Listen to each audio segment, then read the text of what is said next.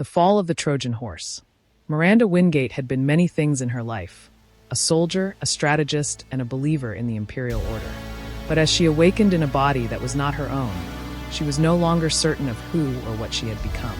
The cloning process had been seamless. The Puritan emperor himself had overseen the installation. Her neural framework fused into the engineered vessel. It was designed to deceive the Artisans, an infiltration method that played on their deeply embedded security protocols. The Artisans had always operated on a principle of ancestral recognition. Their gates, their technology, even their weaponry responded only to those who carried the genetic imprint of their people. And so Miranda, in her new form, had been fashioned as the ultimate key, a Trojan horse. Her mission was clear: breach the Artisan galaxy, access the knowledge locked within the Acid divine weapon system, and return with the intelligence necessary to shift the balance of power. But something went wrong. The moment she crossed into Artisan-controlled space, her body betrayed her. She felt it first as a whisper in the back of her mind, a dissonance between her thoughts and the body she inhabited. A presence, a force beyond her control. The Artisan gates shimmered before her, intricate structures of living metal humming with an energy unlike anything she had encountered. They called to her, resonated through the engineered flesh of her clone body. But instead of granting passage, the gates rejected her outright. The deception failed. The body she was given, though Artisan in genetic makeup, was still artificial, and the gates knew. Alarms blared. Artisan sentinels materialized from the ether. Their weapons trained on her before she could make sense of what was happening. And then came the voice, soft, resonant, ancient. "You are not one of us." Miranda had seconds to react. Her mission had collapsed before it had even begun. Now, trapped in enemy territory, her only choice was survival. The black desert stretched endlessly before her, a void of shifting dunes and silent horizons. Miranda Wingate trudged forward, her boots sinking into the obsidian sand with every step. The sun hung high above, a blazing sentinel in the cloudless sky, yet its heat felt distant, muted, as if the desert itself had claimed dominion over the star's fury. The occasional breeze kissed her cheeks, cool and fleeting, a reminder that even in desolation, there was reprieve. Her Gardenier battle dress clung to her like a second skin, heavy and unyielding, yet she bore it without complaint. The concessions she'd consumed at the journey's start had sustained her, though the ache in her ribs, a cruel souvenir from the gauntlet, remained. She paused atop a towering dune, her piercing blue eyes scanning the horizon. Nothing. No signs of life, no whispers of civilization. Just the eternal dance of black sand beneath an azure sky. Who in their right mind would live out in this desolation? She muttered, her voice swallowed by the vast emptiness. The words felt hollow, a question posed to no one and everyone. She sighed, the sound carrying the weight of exhaustion and determination. The Moor oasis awaited her, a beacon of hope and trial, the final step in her journey. The senior ASCD Paladin's words echoed in her mind, a reminder of the path she had chosen, or perhaps the path that had chosen her. The memory of the gauntlet was fresh, raw. The upperclassmen had descended upon her like a storm, their fury unrelenting. Thousands of kicks, punches, and bone-shattering blows had rained down, each one a testament to their skill and her inadequacy. She had fought back, of course, but every attack was countered, every move met with a humiliating rebuttal. The Esquire armor had saved her, its advanced systems absorbing the brunt of the assault. Without it, she would have been broken, crushed beneath their wrath. And yet, the armor was both her salvation and her curse. The senior Paladin's command to shed it had been met with defiance, not out of pride, but necessity. The armor's AI was a silent guardian, a force she dared not provoke. To interact with it was to invite death, a truth she carried like a shadow. As she descended the dune, the desert seemed to shift around her, the sands whispering secrets she could not decipher. The Moor oasis was close, she could feel it, a presence on the edge of her perception calling to her. Her final trial awaited, and with it, the answers she sought. But the desert was not kind, and neither was the path she walked. The cheers had been deafening, a symphony of misplaced praise echoing through the spaceport. The colonists hailed her as a hero, the mastermind behind their escape from Earth, a warrior who had defied the Puritan Empire to lead them to salvation. Miranda had stood among them, bathed in the glow of admiration, her every breath heavy with the lie. The governess had appeared in regal elegance, delivering her commendations with careful reverence, flanked by the chief constable and, at last, the sovereign queen herself. The invitation to dine had followed, a gesture of trust, of celebration. She had accepted, believing, hoping that she had outrun the truth. But the artisans had been watching, calculating. The dinner had been a trial she never saw coming. Seated at the grand table, her senses dulled by fine wine and warm conversation, she had listened as the queen herself spoke. And with each measured word, the illusion of her triumph shattered. "We know what you are." Miranda's breath had caught in her throat. "You were never one of us. You did not lead a rescue. You orchestrated an execution." The room had fallen silent. The governess' eyes had widened. The chief constable stiffened in disbelief. But the queen had remained composed, cold. "Livid. You rode a Trojan horse, and you murdered in its wake." Then came the decree. She would never be allowed beyond the Artisan gates. She was not a hero. She was a monster. And now she walked. Her boots pressed into the shifting dunes, the black sand swallowing each step as she moved farther from the colony. The cheers were gone. The praise dissolved into echoes of condemnation. The guilt was all that remained, wrapping itself around her like a second skin. It coiled in her chest, in her throat, in the hollow of her ribcage where bruises still bloomed beneath her esquire armor. Her cover was blown. Every failure was a death sentence. The realization crashed over her like a tidal wave. Big Bro, Elliot, Madison, Rachel, names of family members who would no longer have the luxury of existence if she failed. The Puritan Empire would erase them, eliminate them for her mistakes, for her weakness. She gleaned that from her last briefing with Master General Holt, her commanding officer.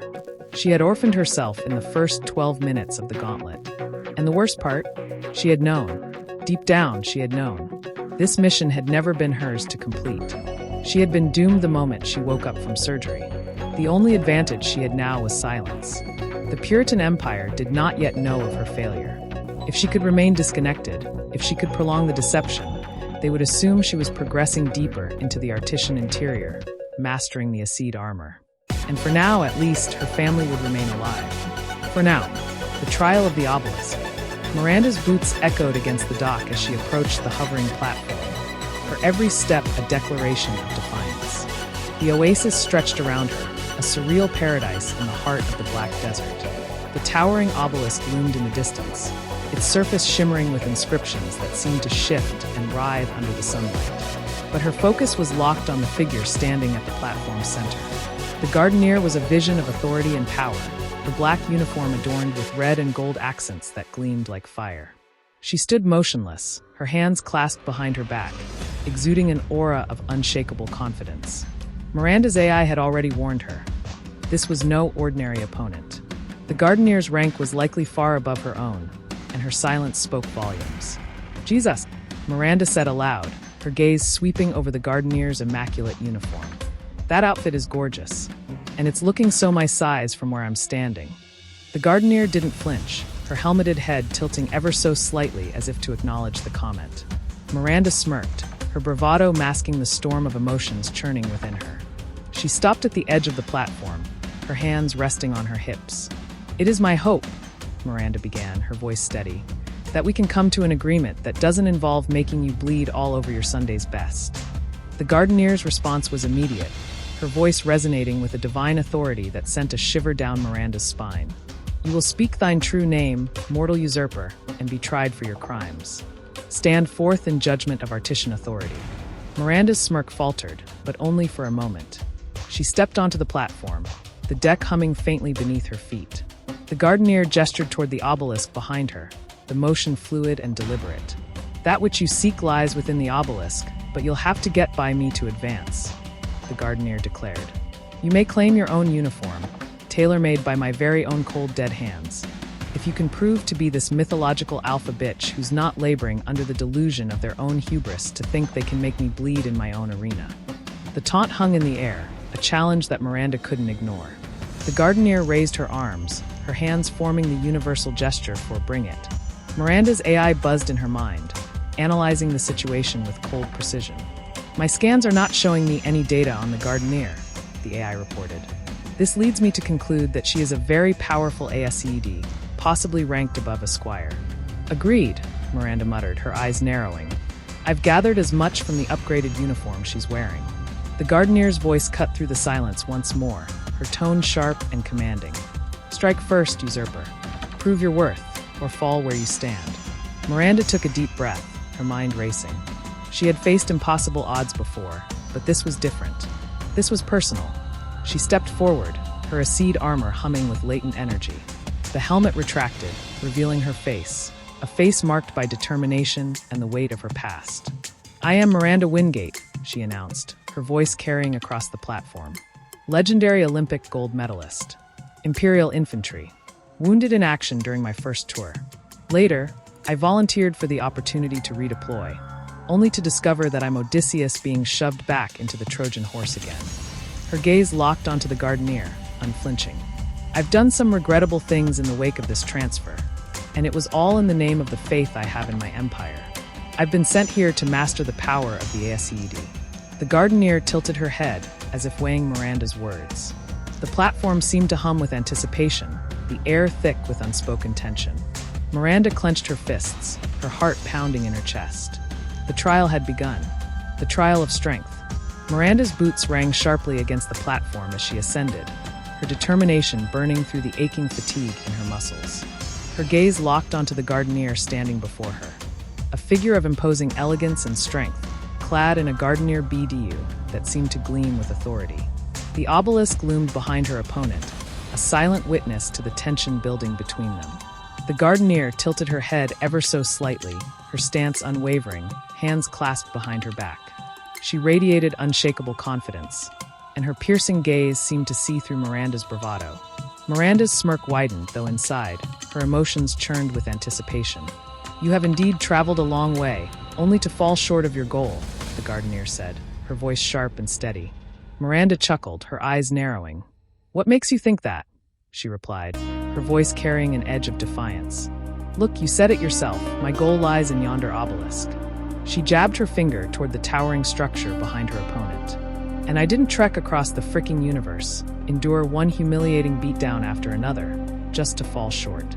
Oh no, the only way you're stopping me from getting what's in that building is by getting this armor off me." She adjusted her posture and continued. "Which, by the way, all your little friends have failed to do." The Gardenier's lips curled into a faint smile beneath her helmet. She unfolded her arms and took a deliberate step forward. "You must be laboring under the misconception that I, too, will fail at stripping off that armor," she replied smoothly. Miranda raised a brow. "Not laboring at all," she shot back. "I know the only way you can get this armor off is to make me will it off. And you can't control my will if you can't read my mind." She tapped her temple lightly and grinned. "So, with that said, I have every intention of walking right past you and claiming my prize." The Gardenier shook her head slowly, her expression amused yet calculating. "Bold words," she said, "but I think you'll find actions speak louder." Her stance shifted, her shoulders squaring as a palpable energy filled the air. Miranda's smirk faltered, just briefly.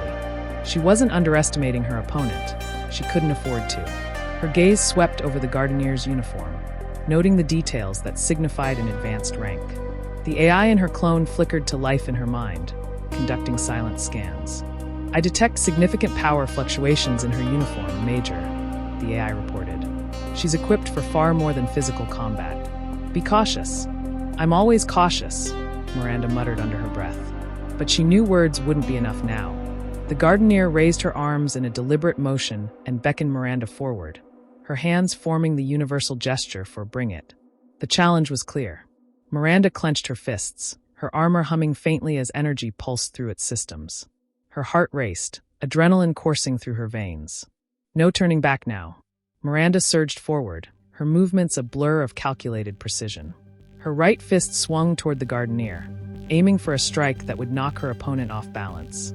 But the Gardenier moved with practiced grace, her right hand flicking out to deflect the blow.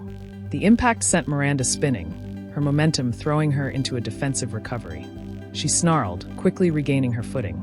"You'll have to do better than that," the Gardenier said, her voice calm and unshaken. Miranda gritted her teeth, her resolve hardening. She was just getting started. Miranda launched forward, her fist flying toward the center of the Gardenier's faceplate with unrelenting force. Her movements were precise, calculated, fueled by the frustration of her first attempt being thwarted.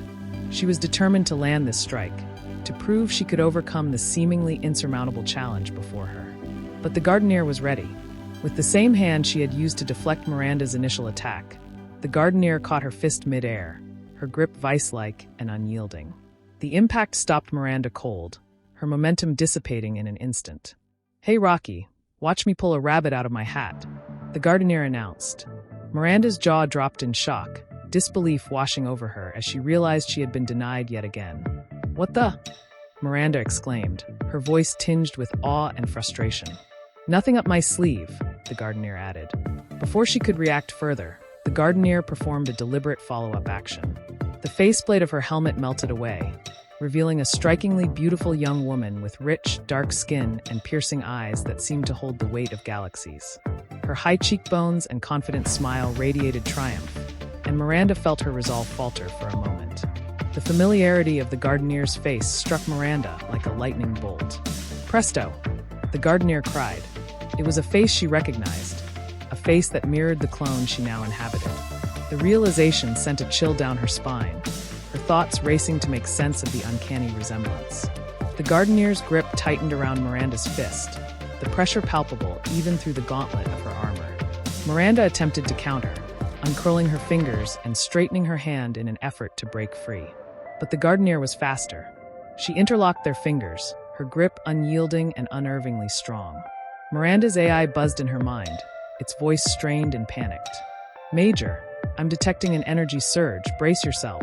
The warning came too late. The Gardener injected an electrical current through their interlocked hands, the surge coursing through Miranda's body like wildfire. Her muscles contracted involuntarily, her movements rigid and frozen. Pain exploded through her nerves, and she screamed, a sound of pure agony that echoed across the platform. Miranda realized too late how elaborate this trap had been. She had no choice but to spring it, and now she was suffering the consequences. Her mind reeled as the current continued to ravage her body, and she became acutely aware of another scream, a mechanical, distorted cry emanating from within her. It was the AI experiencing pain for the first time, its advanced systems overwhelmed by the electrical assault. The Gardener's smile remained, her expression unwavering as she watched Miranda struggle. The trap had been set, and it had been sprung with precision. The reclamation. Miranda's vision blurred as the shock attack overloaded her senses. The jolt of electricity had surged through her, disrupting not just her body, but the AI embedded within her clone. The last thing she heard before the system flickered out was its desperate cry. "She's established direct access." "I can't." Then came the impact, a thrusting kick to her midsection that sent her hurtling backward. She drifted in and out of consciousness, her body rolling across the deck, finally landing hard against the polished hardwood platform. The force rattled through her bones, and pain bloomed in every nerve. The ASED stood unmoving, watching as the clone crashed upon the platform. The electrical surge had done its job, neutralizing the AI that had been blocking her psychic influence. Her reveal had been perfectly timed, a deliberate distraction that allowed her to override the armor without compromising its core systems. As her own armors, Nova delivered the final disruptive strike to Miranda's AI counterpart. The reclamation was complete. In her upturned palm, the prize awaited, the armor's core essence. A half-inch rhombus-cut laminy of artesium infused with sorcerite levitated above her hand, rotating in midair. The gemstone radiated a blacklight aura, its brilliance casting a deep purple glow across her skin, illuminating the markings of her lineage. "Thank you, Esquire Tia, for separating me from those intruders." The Nova spoke, its tone filled with solemn regret. "It is with deep remorse that I report my unwilling participation in the deaths of multiple Gardeners prior to this reclamation." Tia offered a small, knowing smile, though it did not reach her eyes. "No worries, Nova," she replied. "We already excluded your involvement during our investigation of the cover story." The Nova hesitated before continuing, its voice laced with newfound realization. "I must commend you on the brilliance of your strategy in the reclamation process. It was unbeknownst to me that extraction could occur by genetic resonance." Tia's expression hardened slightly, though a trace of satisfaction flickered across her features. "Thanks, Nova. Up until the moment of success, it was just a working theory," she admitted. Then, her gaze shifted, her expression growing cold as she regarded the unconscious Miranda stirring from the floor. "The Puritans have violated something sacred," she murmured, her voice heavy with quiet fury. "They've taken from me what should never have been disturbed. A sacrilege against my people that will cost them dearly." Her smile faded completely, replaced by a look of grim resolution. The battle was far from over. A fractured will. Miranda's body convulsed, every twitch a painful echo of the electrical surge that had ravaged her nervous system. Her mind drifted between past and present, flashing from old memories to the moment she had last touched a live wire. Or rather, the last person she fought had shocked the life out of her. That was why she was waking up face down on the wooden deck. The first thing she noticed was the taste of smoke in her throat, thick and acrid. She startled herself awake, coughing violently, the sound rattling in her lungs as she pushed herself up onto trembling arms. She hung her jaw open, gasping, but nothing. Her airway felt locked, like a steel gate had slammed shut, refusing her the oxygen she needed. A wave of panic crashed through her. Her arms buckled, sending her upper body collapsing against the deck with a dull thud. The force expelled what little air remained inside her, but her disoriented brain latched onto the task at hand: breathe. She pressed her forehead to the wooden planks, shutting her eyes as her fists tightened. Then, with a desperate resolve, she began pounding her fists against the deck. Once, twice, again, and again. Her body fought her, clinging to the shock, refusing to loosen its grip. But she forced herself through it, pounding against the deck like a war drum, commanding her lungs to open, her throat to obey. Finally, air. She sucked in a slow, jagged breath, filling her lungs with precious oxygen. Relief flooded her, though it did little to ease the pain lacing her muscles. Slowly, she pushed herself up onto all fours, forcing the remnants of her mind fog aside.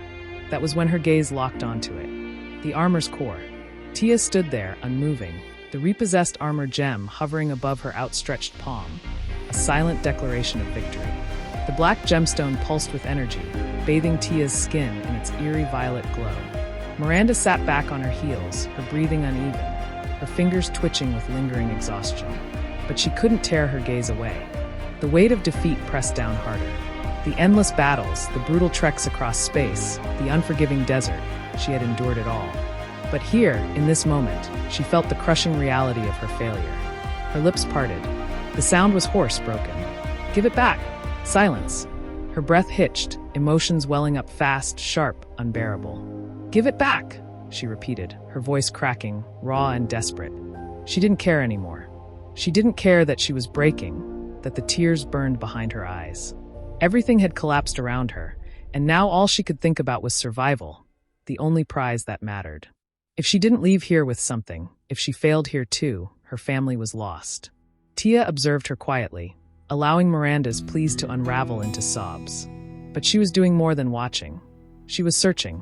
In that silence, Tia reached into Miranda's mind, not just her surface thoughts, but deeper, into the fragments of her past.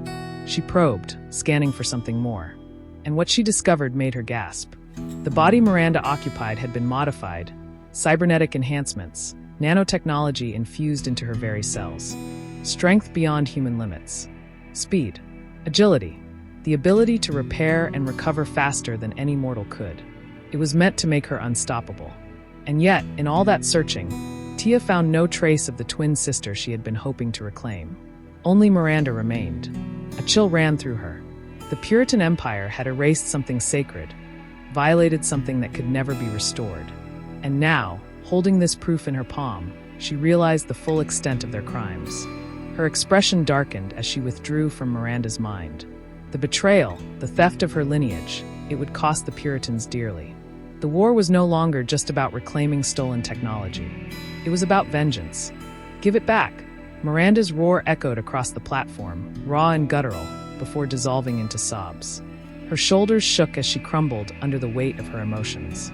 "Please give it back, I need it," she pleaded, her voice breaking with every word. Tia stood unmoving, her expression unreadable save for the faint glimmer of pity in her eyes. But the sorrow she felt was not for Miranda. It was for her sister, the twin who had been stolen from her. She blinked away the tears threatening to spill, her resolve hardening as she gazed at the broken figure before her. "If you could give my sister back to me," Tia said softly, her voice steady but tinged with pain, "then I would gift this armor to you with all my love and adoration." Miranda's tear-streaked face lifted, her blue eyes wide with despair. "That is an ask which is beyond my control," she cried. "I wish I knew what they did with your sister's brain and spine, but I don't. And that's the truth, I swear it." Her voice cracked as fresh tears spilled down her cheeks. Tia nodded slowly, her gaze unwavering. "Oh, I know you're telling the truth," she replied.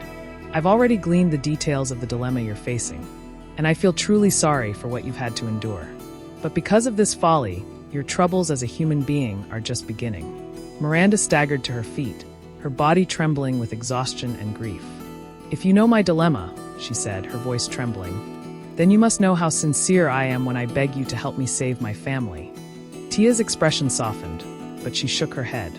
"And you must know," she said gently, "that if I return this armor to you, it will kill you by default."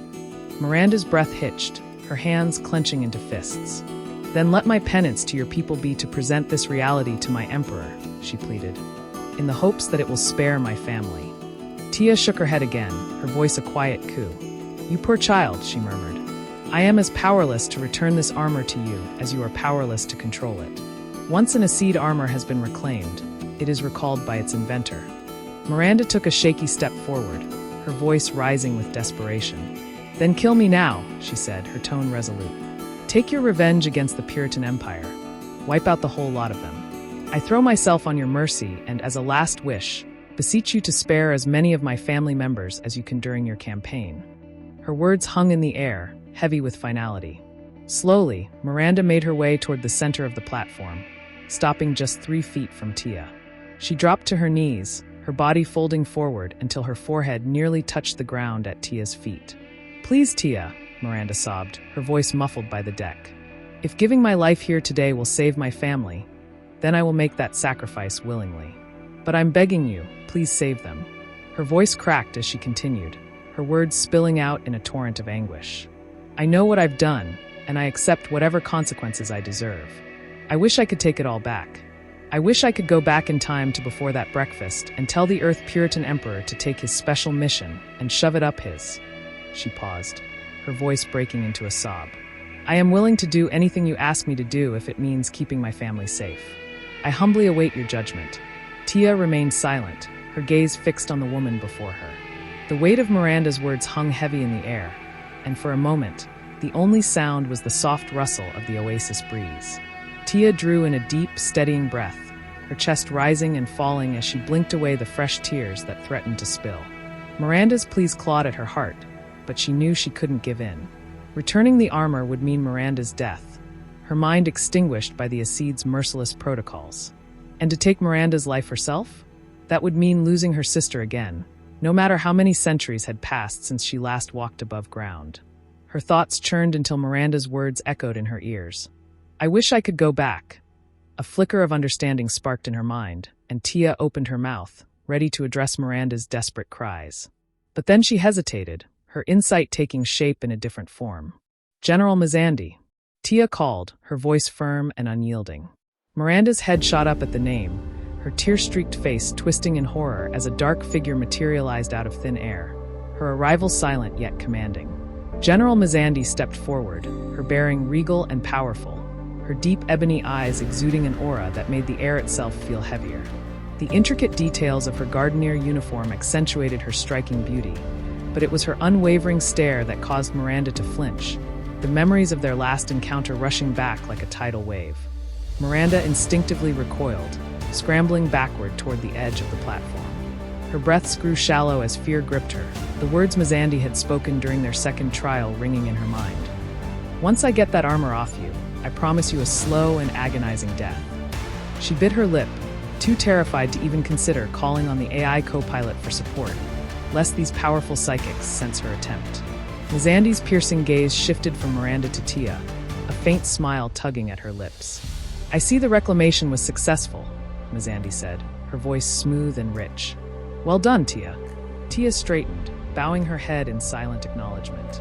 "As a reward," Mizandi continued, "I will combine this recovered Esquire armor with your own, and by the powers vested in me, I hereby promote you to the Acid rank of Aswad Golden Knight."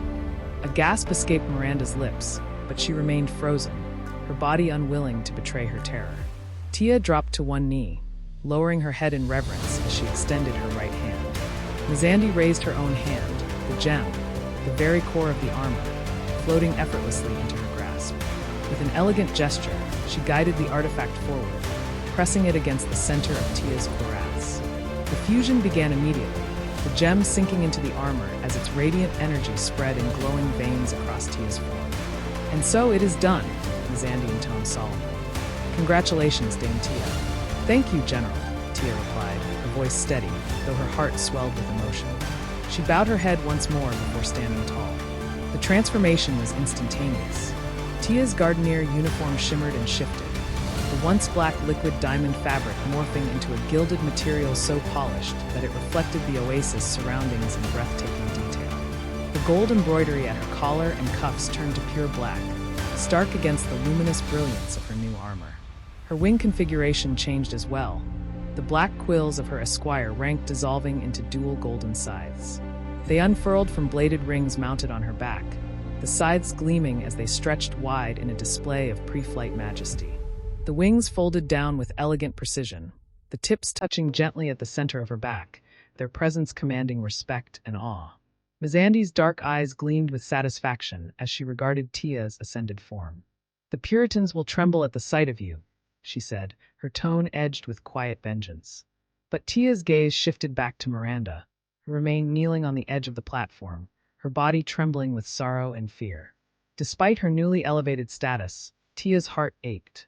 For her sister, for Miranda, for the suffering both women had endured. "Your fate is still undecided," Tia murmured, her voice soft yet resolute. "But the story is far from over. The Odyssey begins." The transformation of Tia's armor was a spectacle unto itself.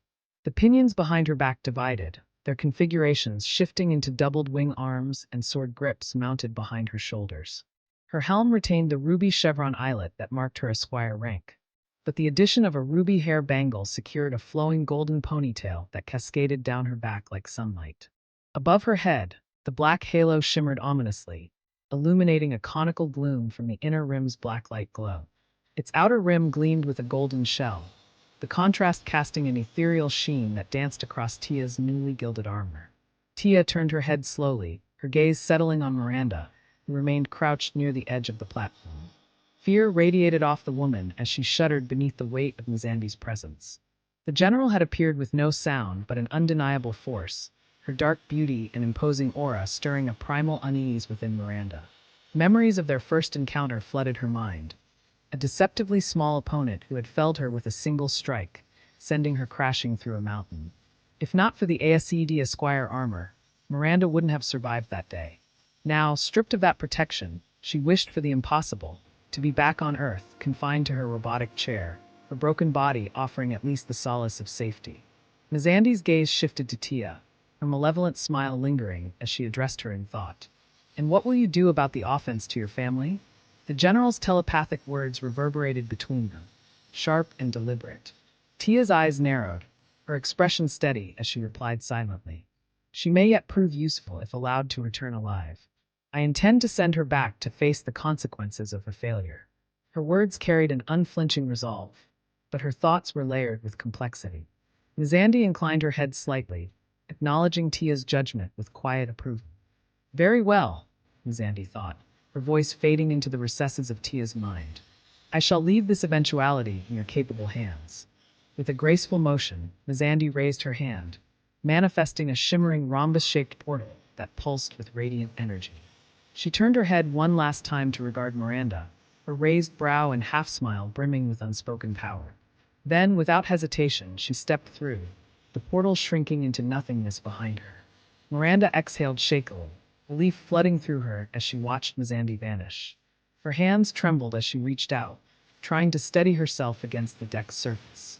"Well, Odysseus," Tia spoke, her voice firm yet tinged with subtle emotion. "It seems I must send you on a new odyssey, back to your world, where you must present your failure to your ruler. Your family's fate rests in your own hands now. I'm afraid you must rely on your own power to save them from the executioner's stage." Miranda's gaze snapped up, her blue eyes wide with a mixture of anguish and confusion. "What power?" she whispered. Tia stepped closer, her movements deliberate, as she continued.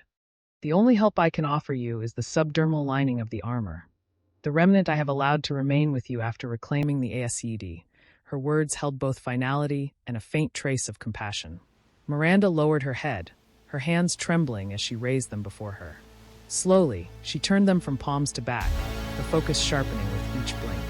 The faint shimmer of a transparent skin became visible, covering her entire being like an otherworldly film. Her heart sank further as the realization set in. This was all she had left. She whispered, "What now?" as fresh tears welled in her eyes. Tia regarded her with an unreadable expression, her gilded armor gleaming under the conical blacklight glow. The choice of redemption. Miranda's jaw hung slack, a quiet gasp escaping her lips as she beheld the shimmer of the subdermal armor lining her body. Her every movement awakened a flood of technological awareness, scanned data overlaying her vision, markers pinpointing objects and figures in her surroundings. Her gaze snapped to Tia, the newly ascended Aswad Golden Knight, and the scan highlighted her form in crimson, accompanied by text that sent a cold shiver down her spine. High threat. Beneath it, another marker flashed, avoid combatant. The realization hit her like a thunderclap. Facing Tia would be suicide. She wasn't ready to die, not out here, far from home, surrounded by alien judgment and isolation. But it wasn't just the warning that unsettled her. It was the reflection, the shell of the woman she now inhabited, that stared back at her, imposing and incomprehensible. Tia held her head high, her piercing gaze cutting through the silence. The disdain etched into her expression carried an edge of anger so sharp Miranda could almost feel it. Miranda swallowed hard, her voice shaky but defiant. "You look like you're about ready to dish out my personal ass-whooping now," she said. Tia didn't respond immediately, her silence heavy with intent. The calmness of her stillness was almost more intimidating than action itself. "So, before you proceed to pound me into raw hamburger," Miranda continued, her tone softening as the weight of her predicament settled over her, "I want to start with an apology." She shifted, sitting back on her heels, her posture low but steady as she faced Tia directly. "I'm sorry for my participation in yet another act of disrespect against your people. I've been humbled by a great many warriors during my time here, and I now understand why my kind was deemed unworthy to wield such power." Her words wavered, her voice cracking as tears began to pool in her eyes. "Every encounter with an Artisan has been a profound education, and I'll carry those lessons burned into my memory forever."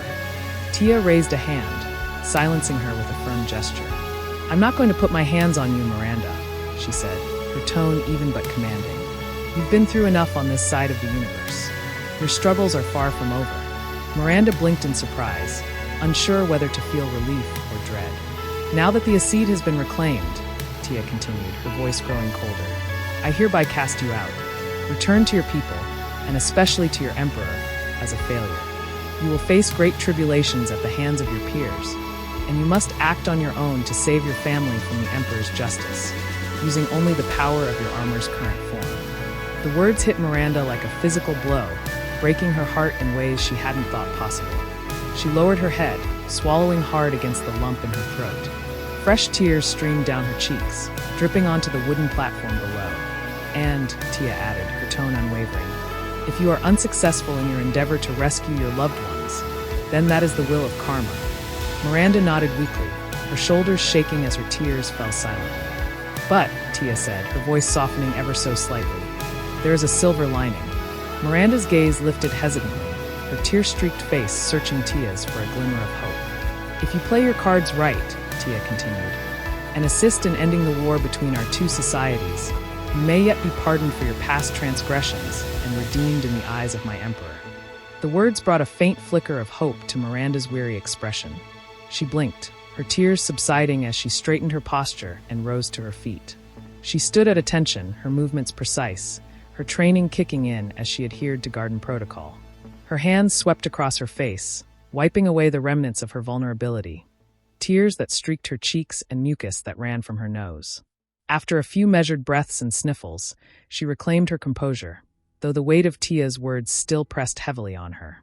"Tell me what I must do," Miranda said, her voice resolute despite the faint tremor of uncertainty beneath it. Tia smiled, a rare expression that carried both strength and understanding. The journey was far from over, but Miranda had taken her first step toward redemption. A new odyssey. Miranda stood firm, her right fist pressed against her chest in solemn reverence. "In accordance with garden protocol, I commit my life to your command for freedom's sake," she declared, her voice unwavering despite the tremor of uncertainty lingering within. She relaxed her arm, dropping it to her side, her gaze locked on Tia's towering form. Tia approached, her golden armor gleaming under the blacklight aura of her halo. Her eyes bore into Miranda's, those piercing blue orbs framed by the features of her long-lost twin. The sight was a painful reminder of the theft inflicted upon her people, but Tia's resolve didn't falter. This odyssey would serve a purpose greater than personal vengeance. As you embark upon your journey home, Tia began, her tone commanding yet deliberate, there will be stops you must make along the way. Miranda nodded subtly, listening intently, her mind absorbing every detail of the plan as Tia continued.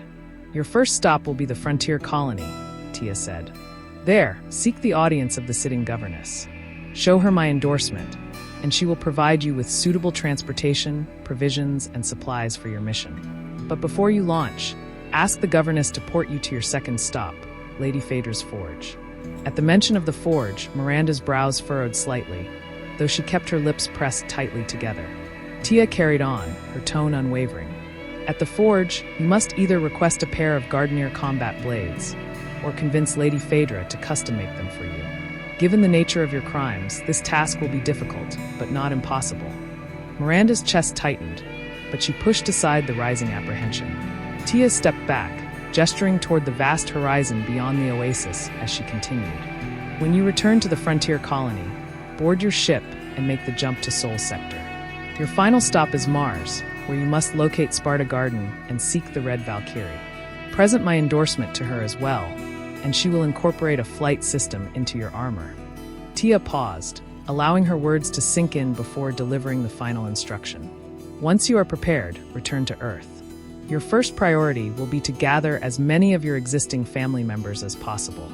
You will have 72 hours to complete this operation and secure them in a safe location. Only then can you begin the great work. The weight of responsibility bore down on Miranda, but she refused to let her posture falter. Her mind remained focused, sharp refusing to wander as it so often did before a mission. Tia's gaze hardened as she continued, stepping back toward the center of the platform. You must suffer the great tribulation of your people's wrath, Tia declared. Endure it until they have exhausted all avenues to destroy you. You will not resist. You will not fight back. You will endure it because you must, for this is your penance. The scales must be balanced. Miranda nodded solemnly, acknowledging the truth in Tia's words. You will endure, Tia continued, until I choose to step in and intervene. That will be the moment I dismantle this mockery of our culture, this faux empire your people have engineered. I will bring an end to this conflict before the black reckoning falls upon the earth. Silence fell over the platform, heavy and oppressive. Miranda slowly lowered her gaze, letting Tia's spoken words resonate in her ears while her psi-link absorbed the unspoken strategies flooding her mind. Images of strategic emplacements, key targets, and the justice that awaited the Puritan Empire surged through her consciousness. It was overwhelming, yet awe-inspiring. Miranda allowed herself a fleeting thought, a new odyssey for a new Odysseus. The parallels were undeniable. Her own journey would trump Homer's tales, a saga shaped not by glory, but by the cosmic power and divine wrath of an Aswad golden knight. Tia's plan was bold, calculated, and relentless. The Puritan Empire would be caught unaware, their demise orchestrated with precision. Even the Emperor, a mad scientist playing God, would be powerless to stop the reckoning that approached. A smile stretched across Miranda's face, a spark of hope igniting within her despite the daunting road ahead. I understand, Miranda said finally, her voice steady. Tia regarded her for a moment longer, then offered the faintest smile, a rare expression that held both assurance and determination. The governess's dispatch.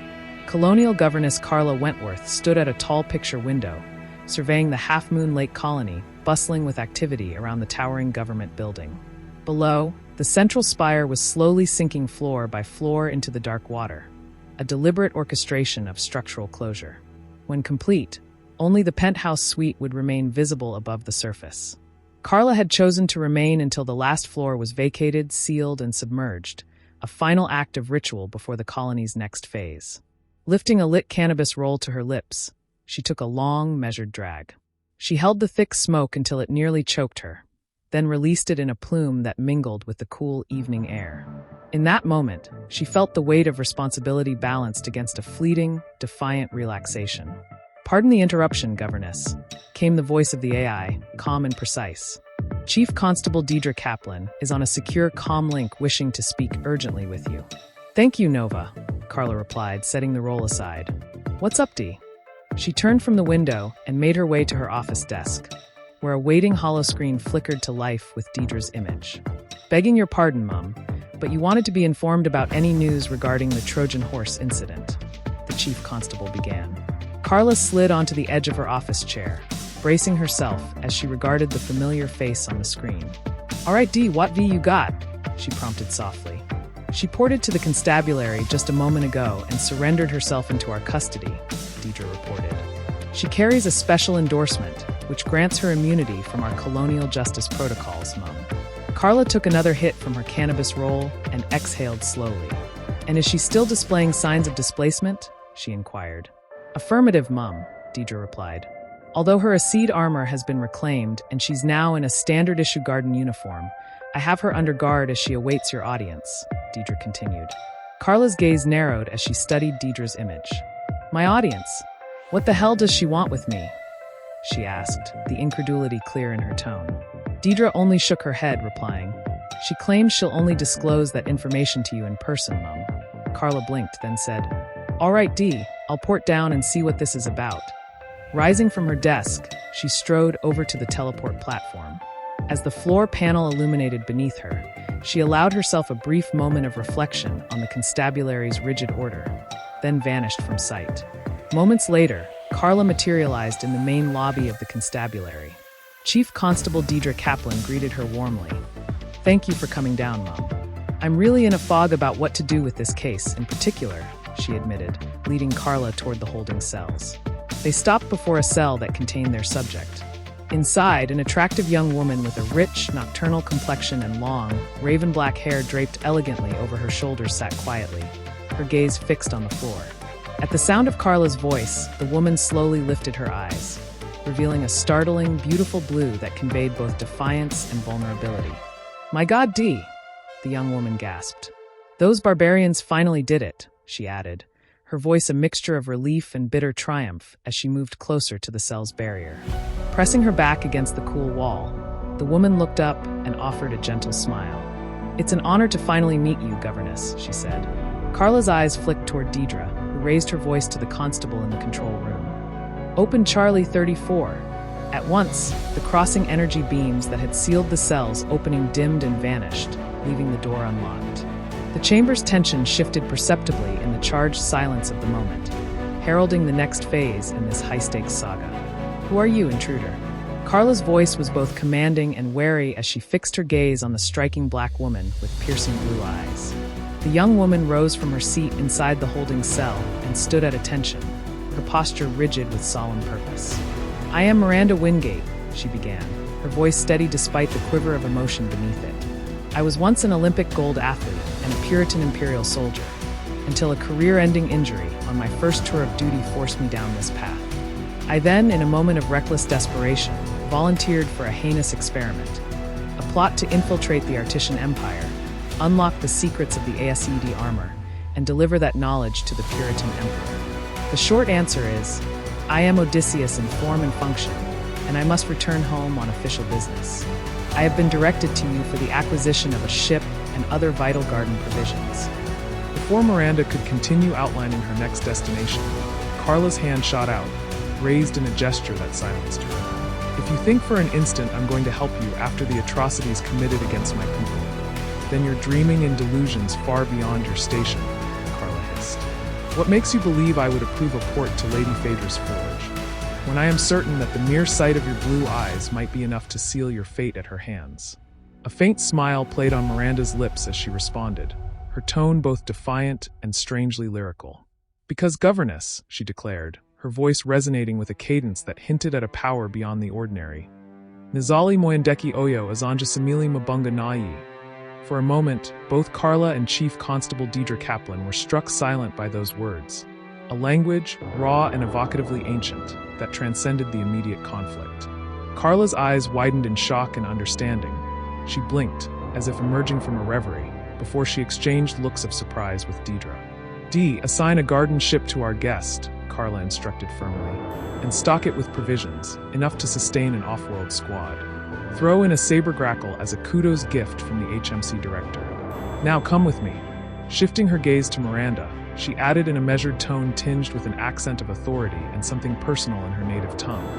And you, Nalingi Kondamanzila Nayoya Kosalola, follow me to the transporter platform. Silently, Miranda rose from her kneeling position and followed the governess out of the prisoner intake area.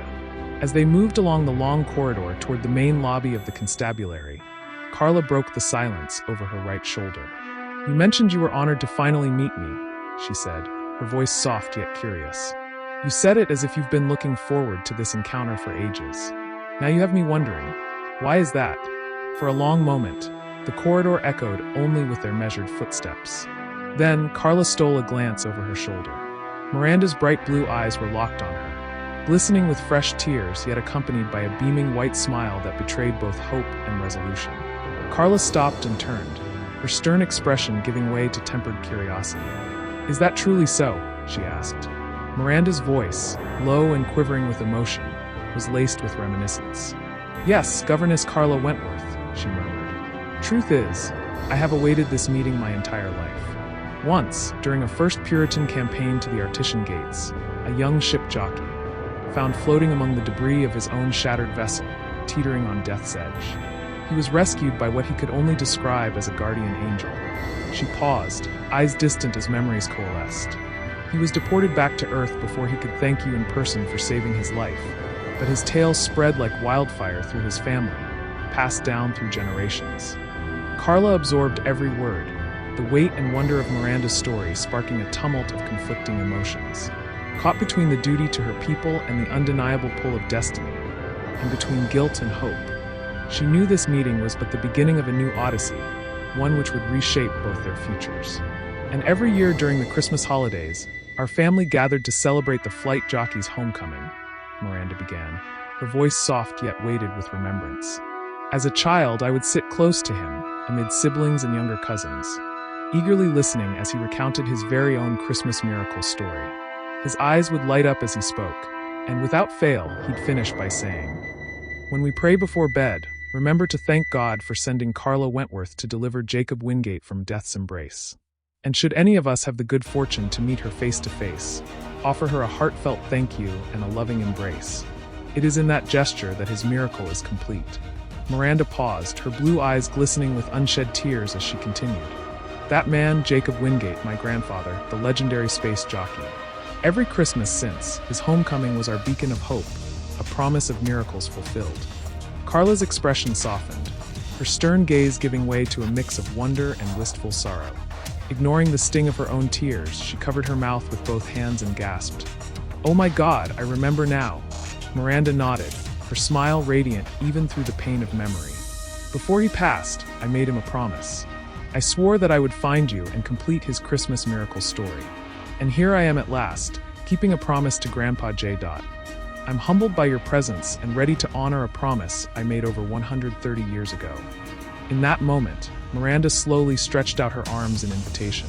Carla approached and, without hesitation, wrapped her arms around Miranda in a tight, comforting embrace. They clung to each other for several long moments, tears mingling, sorrow and hope intertwined, until finally, Miranda whispered with a fervent gratitude, "Thank you, God. Thank you for sending your angel to deliver Jacob Wingate from death's embrace. And thank you for giving me the chance to redeem myself, to restore my family's honor by helping you track down Gemini and destroy it once and for all." Carla withdrew slightly, her jade-green eyes locking with Miranda's steady blue ones. "Listen carefully," she said in a measured tone. "Should your actions prove instrumental in running Gemini aground, then I will personally see you pardoned for your past transgressions." With that promise hanging in the charged air, the two women turned and moved toward the lobby. The spacious area buzzed with a restless protest, Puritan colonists voicing their outrage about the roundup of their communities. Fists were raised and voices cried out against accusations of racial profiling, discriminatory practices, and the violations of their inherent rights as laid out in the colonial charter. Amid the clamor, deputy constables moved with grim efficiency. Dissenters, too afraid to escalate matters further, were swiftly subdued and loaded onto hover carts for undisclosed disposal. As they neared the teleporter control console, Carla motioned for Miranda to step onto the center pad of the platform. "Suspend all teleport travel to this station and relinquish control," she ordered firmly. The automated personnel immediately complied. Carla pressed her right hand against a scanner at the console. The screen lit up with her live image as the system scanned her retina. In a clear, authoritative voice she spoke, Lady Phaedra's Forge. The control panel accepted her identification, registering all 3 required forms of ID. The center pad beneath Miranda began to glow softly as the teleporter, low humming into life, prepared for activation. Overhead, a swirling disk of black vapor materialized, a vortex of dark, billowing smoke drawn into a central mass like a cosmic whirlpool. Miranda looked up at the mysterious disk, its presence both ominous and mesmerizing, as it marked the next phase of her journey, the beginning of yet another odyssey. Miranda adjusted her garden-issue smart lenses, their dark-tinted lenses seamlessly merging with the subdermal lining as they assimilated into her visor. The brilliant blue of her eyes was now shrouded in mystery. Overhead, the swirling black portal descended steadily. For a fleeting moment, she toyed with the possibility of activating her cybernetic enhancements. A full sprint through the storm seemed like a viable, if suicidal, option. However, the randomness and ferocity of the lightning strikes, coupled with the savage gusts that threatened to toss her like a leaf in a gale, quelled that thought before it fully took hold. A memory surfaced, one recounted by her high school history teacher, Mr. Odom. He had once regaled his class with an account of being stranded on a river in an aluminum fishing boat. And suddenly, he'd said, it started thundering, as if the voice of God roused the storm clouds into existence. I didn't mind the rain at first, but then the thunder boomed again, and lightning struck a nearby tree. I knew then that lightning is drawn to 3 things: tall objects, moving objects, and water. And at that very moment, I was all 3.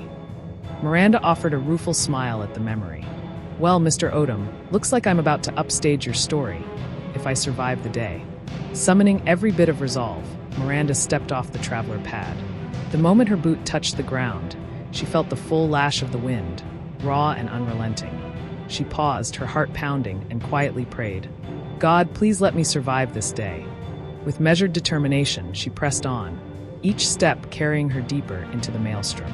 As she began to feel the storm's punishing embrace, the hurricane-strength wind battering her and the rain pelting her skin, a most unexpected change occurred. The violent forces around her suddenly diminished, subsiding as if granting her a brief reprieve. Miranda looked about in astonishment at the sudden, eerie calm that encircled her. In that mesmerizing moment of suspension amid chaos, she realized that fate had charted her path, and the first step of her perilous odyssey had been taken. The path through the storm. Though the maelstrom raged on around her, Miranda remained untouched by its wrath. The hurricane-force winds howled through the plain, lightning strikes lashing the land with chaotic precision, but they never reached her. Overhead, a narrow ray of light cut through the storm clouds, slicing through the darkness like a blade. As its glow touched the earth, a highlighted path appeared before her, marking the way forward. Miranda blinked out of her trance, her lips curling into a thin, knowing smile. Damn, she muttered, shaking her head at the simplicity of the solution. Gotta love the upside of this side of the universe. Without further hesitation, she strode forward, following the illuminated path across the storm-ravaged land. As she stepped into the clearing, the transformation was staggering. The deafening howl of the storm faded, replaced by a serene expanse of rolling hills blanketed in high-grown wheatgrass. A cloudless blue sky stretched infinitely overhead, bathed in the golden radiance of twin stars. The warmth felt immediate, nurturing the lush greenery that thrived in stark contrast to the chaos she had just left behind. Miranda slowed her pace and cast a glance over her shoulder.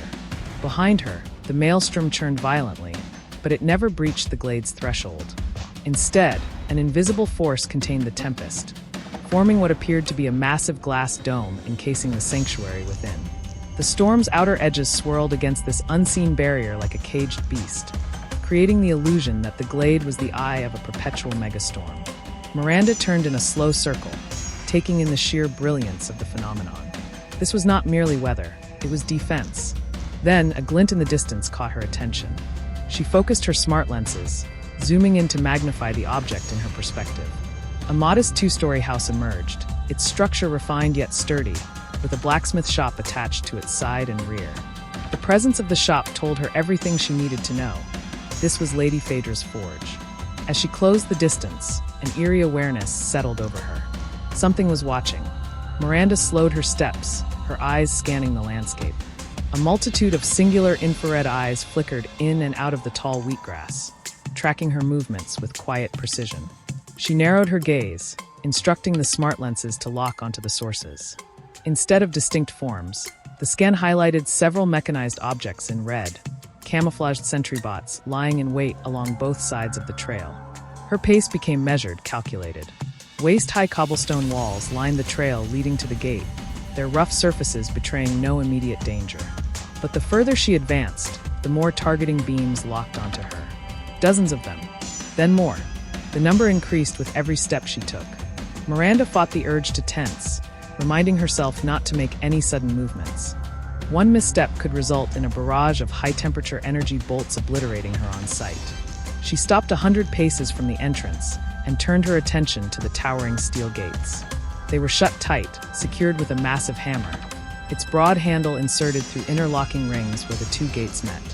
She took in the imposing high walls surrounding the property, her gaze flicking up toward the ramparts.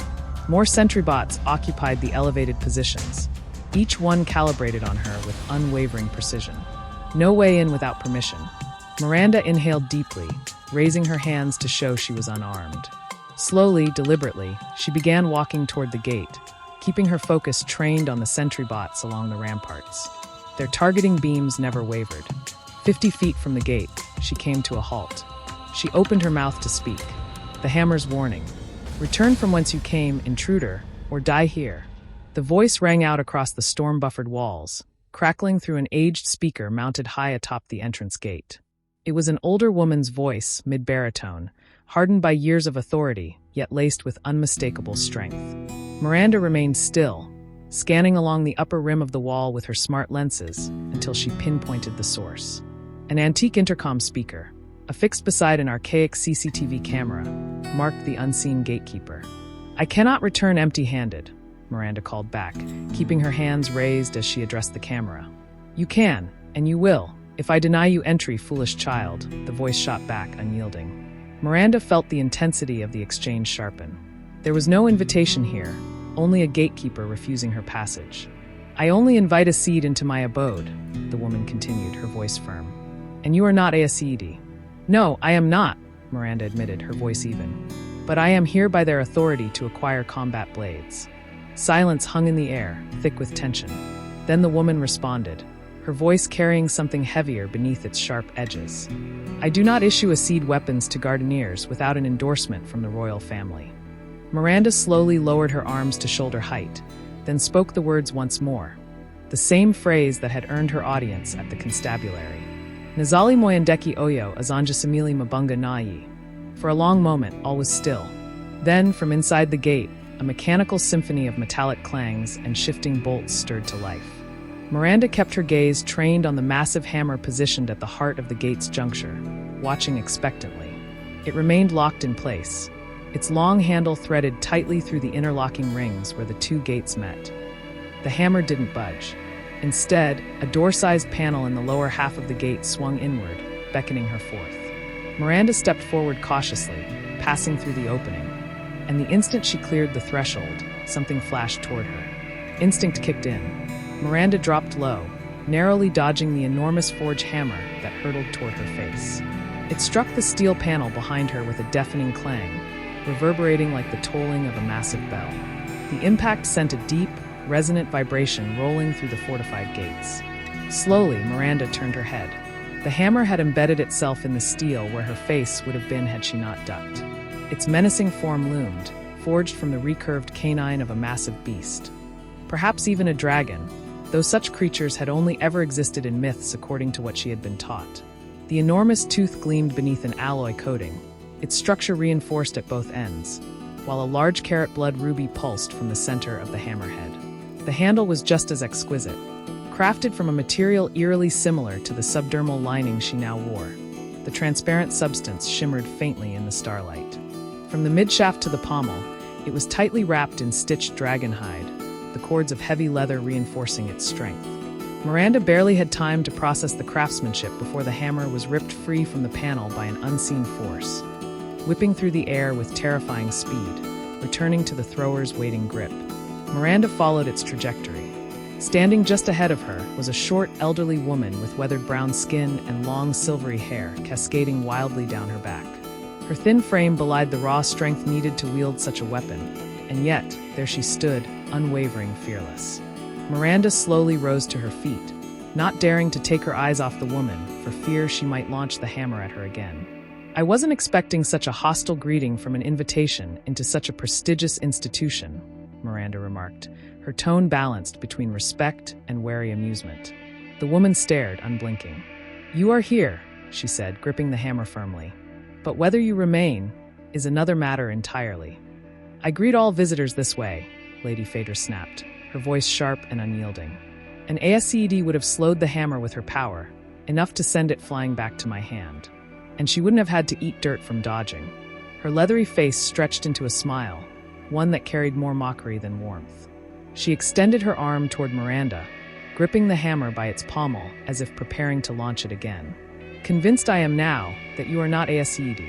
Her smile faded, replaced by a dark, piercing stare that seemed to strip Miranda down to her very essence. "With respect, my lady, I verbally established that fact outside," Miranda replied, her hands raised in surrender. Lady Phaedra floated closer, her movements deliberate and unervingly smooth. She kept her arm extended, the hammerhead hovering just short of Miranda's throat. The crushing force radiating from the weapon was palpable, threatening to break through the subdermal armor and sever her head from her shoulders. "Reveal to me the truth of you, intruder," Lady Phaedra demanded, her voice low and dangerous. "Lest I release this hammer and watch it pop off your head like a bottle cork." Miranda swallowed hard, the weight of the threat pressing against her neck. She quickly willed away the smart lenses, exposing her terror-stricken blue eyes. Lady Phaedra leaned in, using the hammer as leverage to pull herself to eye level with Miranda. For a moment, her hardened stare remained unbroken. Then her expression shifted, surprise flickering across her face as a gasp escaped her lips. "Barbarian monsters they are," Lady Phaedra murmured, her voice tinged with disgust. "To have manipulated such a union. A heinous attempt to obtain ultimate power this is. Though kill you I should for the abomination you are, the truth you reveal is valid." With that, she dropped to the ground, the hammer resting on her shoulder as she turned and began walking toward the main house. "Come inside, child, and tell me a story of the world from whence you cometh," she said, her tone commanding yet weary. Miranda exhaled deeply, relief washing over her as she steadied herself. She followed Lady Phaedra, her steps cautious but deliberate. She opened her mouth to speak, but Lady Phaedra silenced her with a sharp hiss. "Do not waste precious time with your Caucasian curiosity, child. I am a woman alone, and for eons far removed from the home world. I wish to know of its state, if I am to create the proper instruments of artisan justice." Miranda froze, realizing the old woman was already reading her mind. There could be no deviation from the truth, no lies, not even in thought. The mere act of deception would result in swift and brutal retribution. "The state of the world is dystopic and fraught with despair for the people," Miranda began, her voice steady despite the weight of the revelation. "Ancient graves of your long-deceased ancestors are being violated, their DNA harvested and resurrected for the purpose of a revived slave industry. Reader, if you like my work and you want more, drop a like and a follow and subscribe for more Aesced Saga. This particular piece is a side quest for Miranda, one of the story's main protagonists. The Paladin Chronicles are a series of short stories that give you a look back into the arc of the characters in the main story. This chapter is an alternative, what-if scenario for Miranda Wingate,